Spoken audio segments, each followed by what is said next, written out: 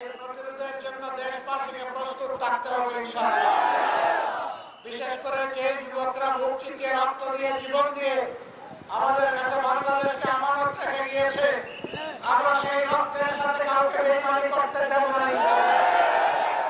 তাদের রক্তের পূর্ণ পবিত্র মূল্য আমরা পরিশোধ করতে চাই। আমরা চাই এই ধরনের রক্ত জাতিকে বারবার দিতে না হয়। কাজে আগামী নির্বাচন সুষ্ঠু আর সেটা নির্ভর করবে। আমরা কেন কোনো নির্বাচন চাই না। বাংলাদেশের বিভিন্ন জায়গায় ইদানিং রাজনীতির নামে যে অপপ্রচার উৎপাদ আমরা লক্ষ্য করছি, আমরা সংশ্লিষ্ট দলগুলোকে বলবো সাবধান হন, নিজেদেরকে সামলান, নইলে জনগণই আপনাদেরকে সামলে দেবে। সবাই ভালো থাকবেন। আগামী লড়াইয়ের জন্য প্রস্তুত হন। এই লড়াইয়ে কোরআন বুকে নিয়ে আমরা জিতবো ইনশাআল্লাহ।